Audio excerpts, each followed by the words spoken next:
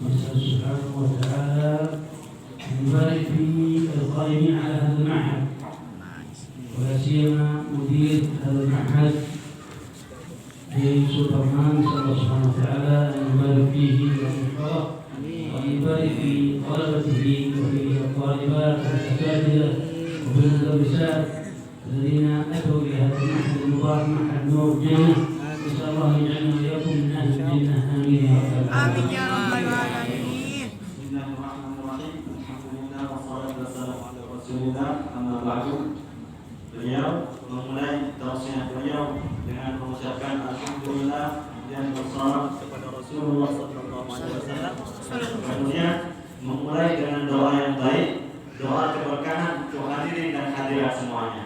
Kemudian agar Allah Subhanahu wa taala memberikan ilmu yang bermanfaat untuk semuanya sekalian.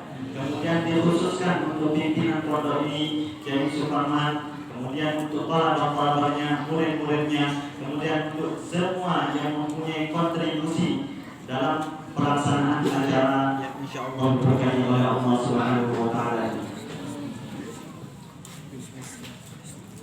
نحن في شهر مبارك، شهر عظيم، ادعى النبي صلى الله عليه وسلم فيه بالبركة، أو دعا لنا معشر هذه الأمة فيه بالبركة.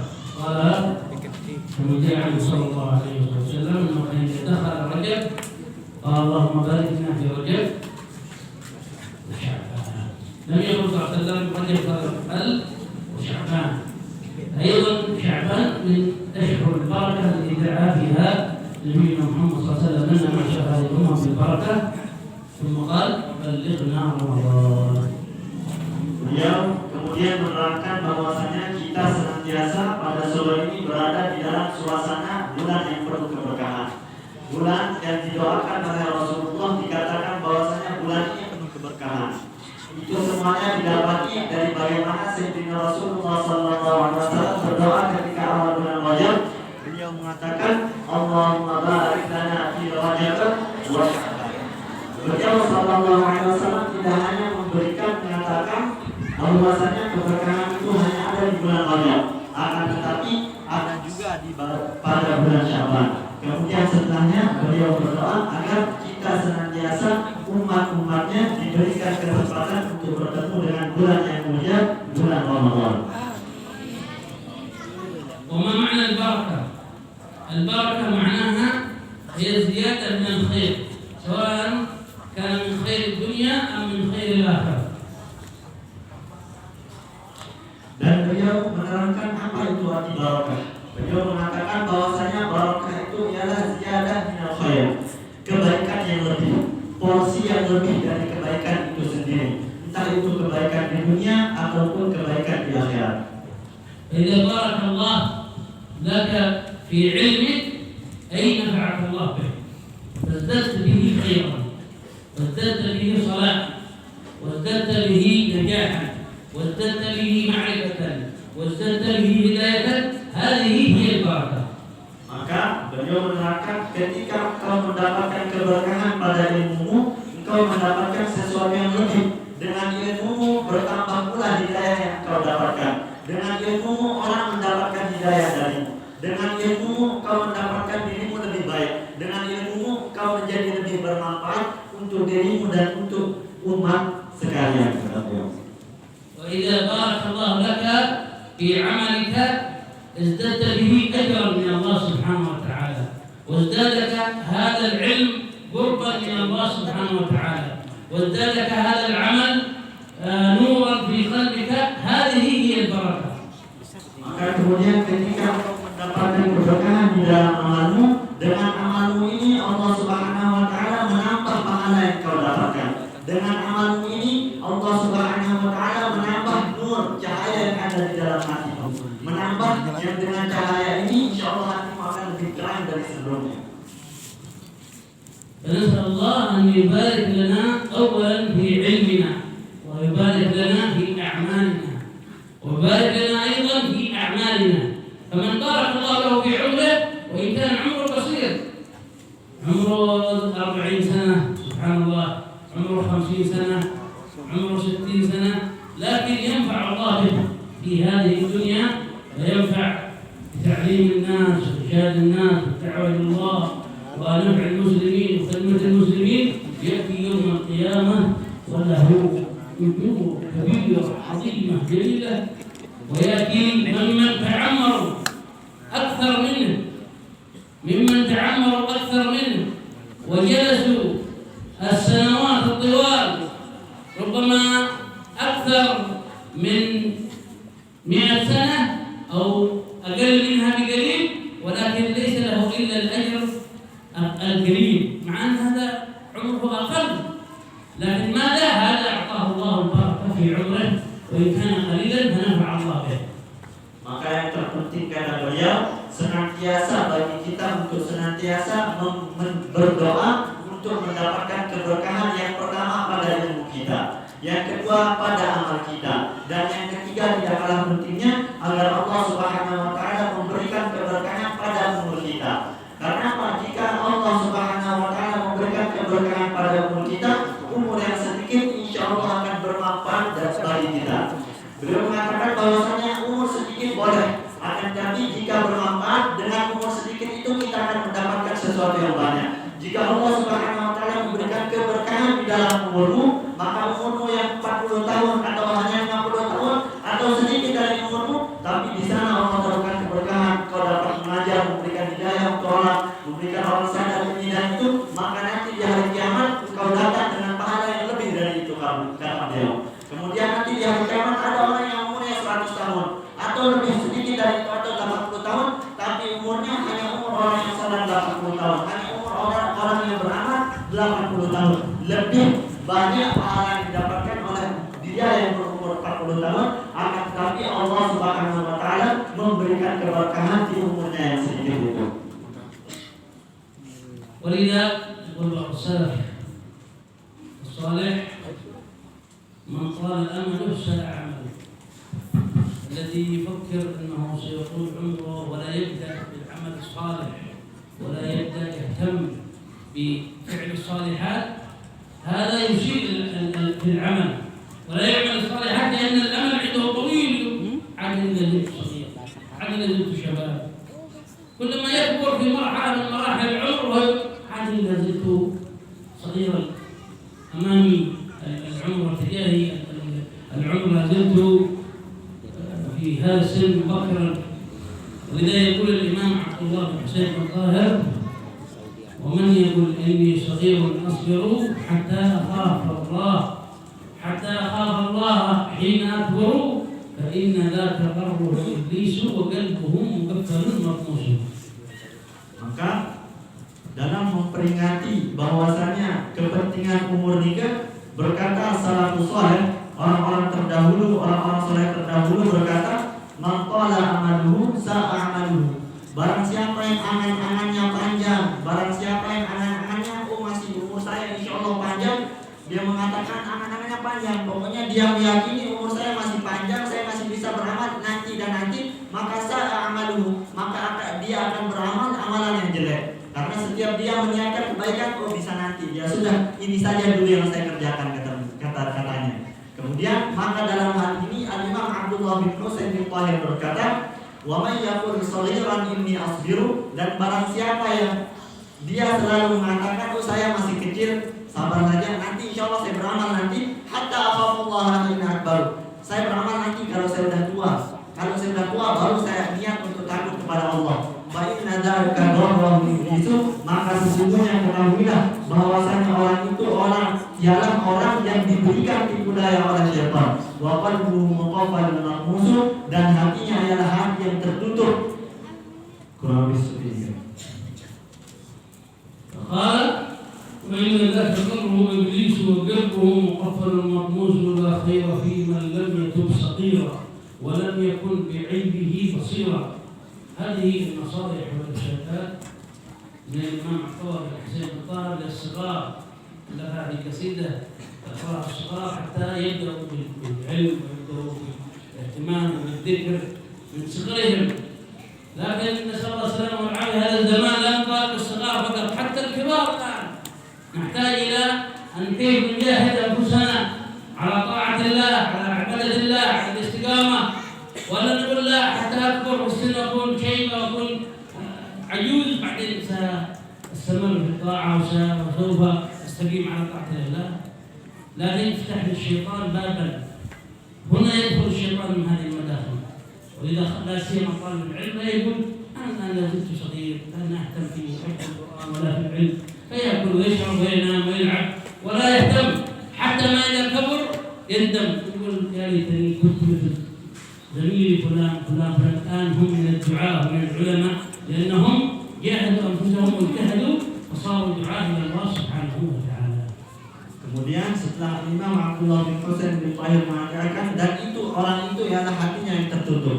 Lanjutannya ialah la khaira fi man lam yatub shaghira, tidak ada kebaikan pada orang yang pada masa kecilnya tidak memulai tobatnya. Walam yakun bi'aibihi basira, dan dia tidak bisa melihat aib-aib pada dirinya sendiri. Tidak ada kebaikan pada orang itu. Dan beliau menerangkan bahwasanya ini kalimat-kalimat ini, kata-kata syair ini, manzumah ini, Al-Imam Abdullah bin Husain bin Tahir mengarangnya dikhususkan untuk anak-anak kecil pada zamannya.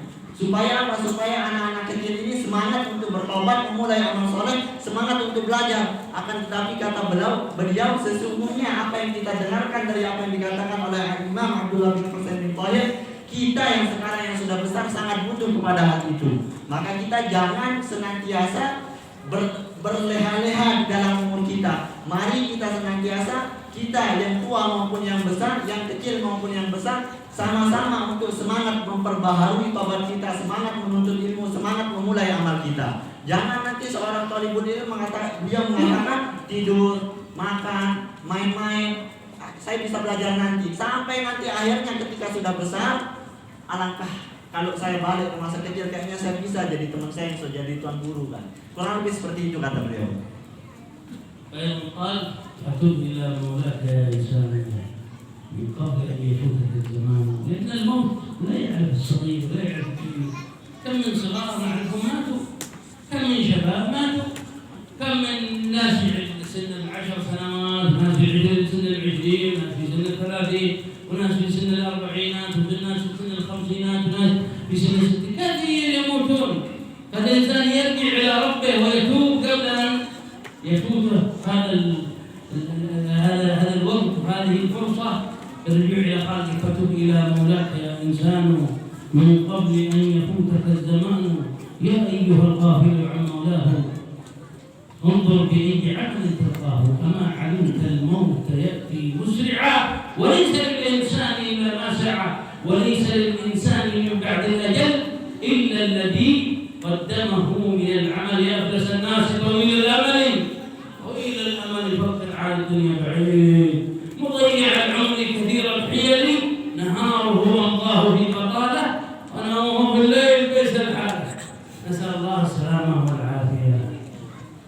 Kemudian beliau melanjutkan bahwasanya dari perkataan Sayyidina Abdullah bin Husain bin Tahir mengatakan bahwasanya fatub ila maulaka ya insan, maka wahai engkau yang bernama manusia, bertobatlah segera. Min qabli ayyafutaka zamanu, sebelum engkau dirugikan, merasa dirugikan oleh zaman yang telah engkau tinggalkan, sebelum engkau dikejutkan oleh kematian. Kata beliau, sudah tidak asing bagi kita sudah melihat ada yang umurnya 6 tahun, 14 tahun, sakit, tiba-tiba meninggal. Tidak hanya yang tua yang meninggal. Sebelum kita senantiasa dapat dikejutkan oleh ajal kita, mari kita sama-sama untuk bertaubat. Kata beliau,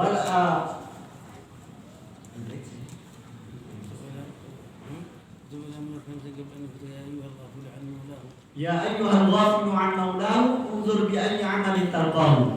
Wahai engkau yang lalai terhadap amalnya, ingat bahwasanya unzur bi ayyi amalin tarqahu. Ingat nanti di akhirat kita akan bertemu dengan Allah dengan apa? Dengan amal.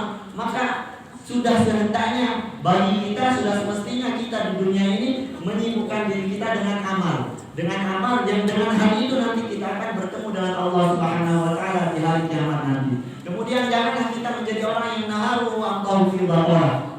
Hari-harinya, siang harinya disibukkan dengan sesuatu yang tidak ada gunanya, tidak ada manfaatnya. Wa namuhu billaili bi'sal halal. Kemudian tidurnya di malam hari dalam keadaan yang sangat-sangat buruk. tidur dalam keadaan di luar ketaatan, tidur dalam keadaan bermaksiat kepada Allah. Janganlah kita menjadi seperti itu, kata beliau.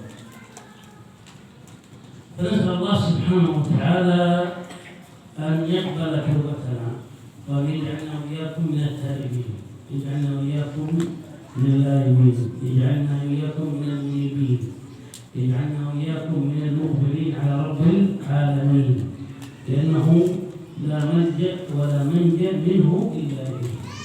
لن ينفعك أحد ولن يقبلك أحد ولن تستفيد من أحد غير رب العالمين سبحانه وتعالى. ما سوى الله فهو فانٍ، ما سوى الله فليس له شيء في هذه الدنيا ولا شيء في الآخرة، كل الأمور بيده سبحانه وتعالى. Kemudian beliau senantiasa mengajak kita, mendoakan kita untuk kita sama-sama menjadi orang yang taibin, orang yang sama-sama senantiasa bertaubat, orang yang sama-sama senantiasa kembali kepada Allah, berintrospeksi, mengintrospeksikan diri kita, sadar bahwasanya tiada Tuhan selain Allah, la malja'a wa la manja illa lillah. Tidak ada tempat kembali, tidak ada yang dapat dimintai pertolongan kecuali Allah Subhanahu wa taala. Ketahuilah, kata beliau, bahwasanya semuanya, apapun itu, siapapun itu selain Allah, semuanya akan binasa. Maka hendaklah kita untuk senantiasa menyadari hal ini, kita sama-sama bertaubat, kembali menerima Allah Subhanahu wa taala, beramal saleh untuk Allah Subhanahu wa taala. Allah Subhanahu wa taala يقبل توبة التائب وإن فعلوا ما فعلوا من الذنوب. قل يا عبادي الذين أسرفوا على أنفسهم لا تقنطوا من رحمة الله. نقبل على الله سبحانه وتعالى وتكون عندنا الهمة ولا سيما طلبة العلم، لا سيما من وفقهم الله وصاروا طلبة العلم فيقبلون بهمة على طلب العلم، حفظ القرآن الكريم، حفظ السنة المطهرة، حفظ الأحاديث، حفظ المسائل الفقهية. فكلما أشغلت نفسك بالعلم فهو خير من العبادة، وكأنك تتعبد الله سبحانه وتعالى، بل أفضل من العبادة، لأنك تخدم شريعة محمد صلى الله عليه وآله وصحبه وسلم. Kemudian beliau menerangkan bahwasanya sesungguhnya orang atau kita senantiasa untuk sebagai talabul ilm, sebagai penuntut ilmu, untuk sama-sama semangat dalam menuntut ilmu, kata beliau. Karena sesungguhnya kalau kita tidak bisa beribadah, maka hendaklah kita sebagai penuntut ilmu ialah untuk menyibukkan diri kita dengan ilmu tersebut. Karena sepakat semua ulama, kata beliau, bahwasanya orang yang menyibukkan dirinya dengan ilmu ialah orang yang lebih baik daripada orang yang beribadah. Menyibukkan diri dengan ilmu ialah lebih baik daripada beribadah. Karena apa? Karena dengan ilmu kita dapat menolong syariatnya Rasulullah SAW. والعلم هو ميراث الأنبياء كما جاء أن أبا هريرة رضي الله عنه خرج ذات يوم إلى خارج المسجد ودعا الناس من السوق. يا ناس يا ناس، يدعوهم، إن ميراث محمد صلى الله عليه وسلم يقسم في المسجد. فأقبلت الناس يريدون أن يأخذوا من ميراث النبي، ظنوا أن هناك أموال، فجاءوا مسرعين وتسارع الناس وأقبل الناس من هنا ومن هنا إلى مسجد النبي محمد صلى الله عليه وآله وسلم. فما دخلوا إذا هناك شيء يقسم من الأموال، إذا بها حركات في مسجد النبي. ماذا قلت لنا يا أبا هريرة؟ ليس هناك شيء، وين الميراث؟ قال هذا هو الميراث، هذا هو الميراث، هذا العلم، مجالس العلم، مجالس الذكر، كما قال عليه الصلاة والسلام وذكرهم بحديث النبي محمد صلى الله عليه وسلم: إن الأنبياء لا يورثون دينارا ولا درهما وإنما ورثوا العلم، فمن أخذه فليأخذه بحظ وافر. أنتم الآن في هذا المجلس المبارك، في هذا المعهد المبارك مفتاح الجنة، أنتم الآن في ميراث النبي. الحمد لله على هذه النعمة، نسأل الله أن يديمها علينا وعليكم، ونظل دائما مع ميراث النبي، ونحشر إن شاء الله مع من تحققوا بهذه الحقائق وصاروا من أهل الوراثة لمحمد صلى الله عليه وآله وصحبه وسلم. Kemudian mengingatkan kita sekalian bahwasanya ilmu itu ialah warisannya Rasulullah SAW. Sebagaimana diriwayatkan bahwasanya Sayyidina Abu Hurairah suatu ketika pergi ke pasar berteriak, "Wahai manusia, wahai masyarakat, sesungguhnya warisannya Rasulullah SAW sedang dibagikan di masjid," kata beliau, kata Sayyidina Abu Hurairah. Maka kemudian manusia pun, masyarakat, ahli pasar, orang-orang pasar kemudian berbondong-bondong datang ke masjid. Kemudian sesampainya di masjid apa? Tidak mendapatkan apa-apa. Hanya ada orang yang sedang belajar, hanya ada orang yang sedang zikir.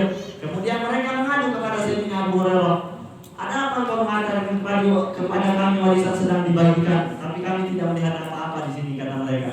Kemudian Sayyidina Abu Hurairah kemudian menegaskan, mengingatkan mereka bahwasanya sesungguhnya itulah warisan yang aku bicarakan kepada kalian, yang aku kabarkan kepada kalian yang sedang dibagikan. Kemudian Sayyidina Abu Hurairah mengatakan bahwasanya, menyebutkan hadis, innal anbiya lam yuwarithu dinaran wala dirhaman wa innama warathu al-ilma. Sesungguhnya ketahuilah bahwasanya para nabi tidak mewariskan dinar wala dirham, tidak mewariskan harta, akan tetapi yang diwariskan oleh para nabi ialah ilmu. Kemudian beliau menerangkan, mengatakan bahwasanya antum semuanya yang ada hadir di sini, kita semuanya sedang berada di tengah-tengah warisan Rasulullah SAW. Maka sebagaimana hadisnya, barang siapa yang ingin mengambil warisan itu, hendaklah ia untuk mengambil dengan bagian yang banyak. Semangat mengambilnya, semangat menuntut ilmu kepada adik-adik, kepada semua yang hadir di sini. Beliau memberikan semangat agar apa? Kemudian beliau berdoa agar kita senantiasa diberikan warisan Rasulullah, dikumpulkan dengan orang-orang yang tahaqqaq, dengan orang-orang sudah benar mendapatkan ilmu ini, kemudian mengamalkan ilmu ini, kemudian menjadi pewaris Rasulullah SAW, agar kita senantiasa semuanya dikumpulkan nanti di hari kiamat bersama mereka-mereka. وكلما ازددت علما كلما ازدادت قربك من الحبيب عليه الصلاة والسلام، ولكن شريطة أن يكون هذا العلم يقربك إلى الله سبحانه وتعالى، لا أن تزداد بهذا العلم بعدا عن الله، لأن العلم الحقيقي الذي يقرب من الله هو الذي يزيدك قربا من خالقك، يزيدك صلاحا، أي يزيدك استقامة، أي يزيدك عفافا، أي يزيدك طهرا، فتبتعد عن المحرمات وتبتعد عن المعاصي وتبتعد عن السيئات وتذكر على الله. وكلما كانت فيك هذه الخصال، أي تنورت بنور العلم، كنت قريب من النبي محمد صلى الله عليه وسلم على دربه وعلى منهجه وعلى مسلكه في الدنيا، وقريبا من ذاته الشريفة يوم القيامة. نسأل الله أن يوفقنا وإياكم لذلك. Kemudian beliau mengatakan bahwasanya semakin banyak engkau mendapatkan ilmu ini, semakin dekat engkau dengan Nabi Muhammad SAW. Akan tetapi disyaratkan dengan syarat bahwasanya dengan ilmu ini engkau bertambah taatmu, bertambah takutmu, bertambah dekatmu kepada Allah. Bukan dengan ilmu ini engkau bertambah jauh dengan Allah. Karena barang siapa yang benar mengambil ilmu, benar mengamalkan ilmu, akan bertambah cahaya di hatinya, akan bertambah terang dirinya, akan bertambah terang cahaya di hatinya, akan bertambah baik keadaannya, akan bertambah dekat dia dengan Allah Subhanahu wa taala, akan bertambah istiqomah dia. Kemudian kata beliau bahwasanya orang yang senantiasa seperti ini, insya Allah kata beliau akan dekat dengan Allah. Kemudian nanti di hari kiamat akan dekat dengan Rasulullah sallallahu alaihi wasallam, zatul syarifah. نسأل الله سبحانه وتعالى أن يجعلنا وإياكم ممن يحظون بشفاعة النبي والقرب من النبي يوم القيامة، وأن يجعلنا وإياكم ممن نالوا الشرب من يده الشريفة على حوضه الشريف، لأن الفوز الحقيقي والنجاح الحقيقي والرفعة الحقيقية والشرف الحقيقي هو أن تنال القرب من هذا الحبيب عليه الصلاة والسلام في الدنيا وفي الآخرة.